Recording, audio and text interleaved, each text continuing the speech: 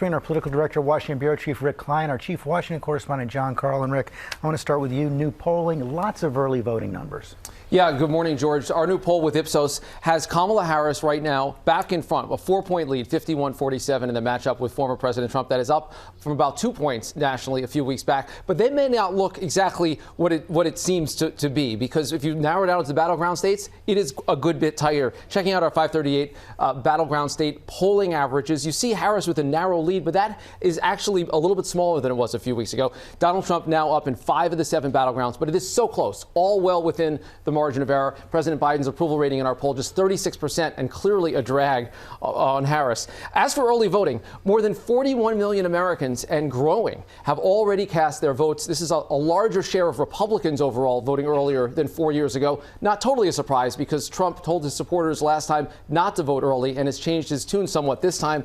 In some battleground states, we have some fresh numbers in Michigan, where the first weekend of early in-person voting just finished, and you can see the number of Republicans, likely Republicans, growing year over year. Now 39% of early voters. There's still more Democrats, but that is a shift. And in Arizona, we actually see more likely Republican voters than likely Democratic voters. Again, a shift from 4 years ago. But a lot of these votes, though, seem to be people that vote in every election. It's still too early to say who's going to win this election, because the people that are going to determine probably haven't voted yet, George. And Rick, more than ever before, perhaps in this election, it's unclear what the impact of this national poll really is. Yeah, and just to go back to our poll, 47% for Donald Trump. Well, to give you a sense, he got 46.1% back in 2016, and he won that election. 4 years later, he got 46.9%. That's 47% almost exactly, and he lost that election. So it could very much still go either way.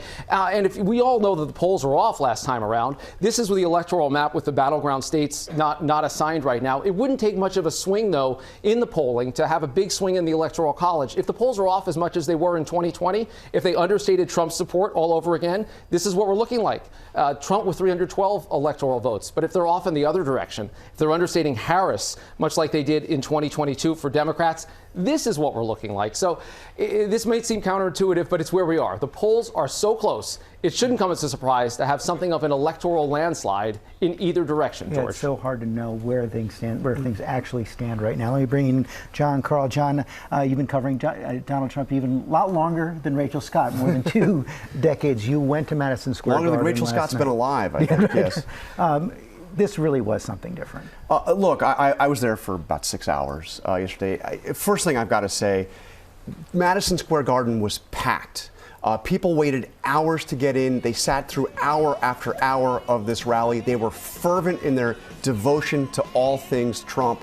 Trump has created a movement. There is no doubt. I cannot think of another Republican figure of my lifetime who could have come into a Democratic city like New York and put together anything like that.